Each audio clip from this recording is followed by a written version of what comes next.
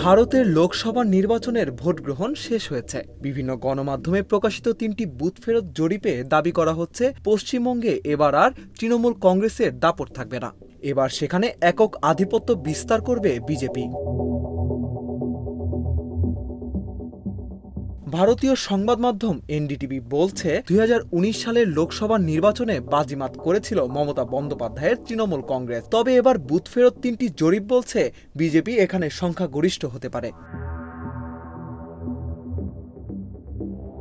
এদিকে বুথ ফেরত জরিপে জানকি বাদ জানিয়েছে, এবার ৪২টি আসনের মধ্যে ২১ থেকে ২৬টি আসন পেতে পারে বিজেপি, আর তৃণমূল পাবে ১৬ থেকে ১৮টি। ইন্ডিয়া নিউজ ডি ডাইনামিক্সের মতে বিজেপি পাবে ২১টি আর তৃণমূল ১৯টি।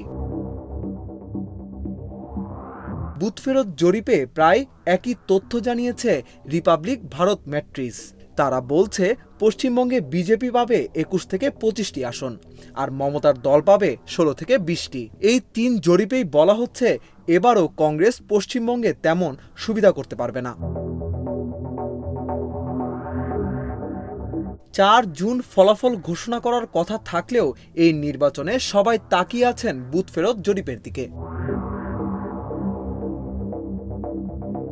এদিকে ইন্ডিয়ান এক্সপ্রেস বলছে, অন্তত ৫টি বুথ ফেরত জরিপে বলা হচ্ছে এবারও ক্ষমতায় যাবে বিজেপি। এবার তাদের জোট এনডিএ ৩৫০ আসন পাবে, আর ইন্ডিয়া জোট পাবে ১৫০ আসন।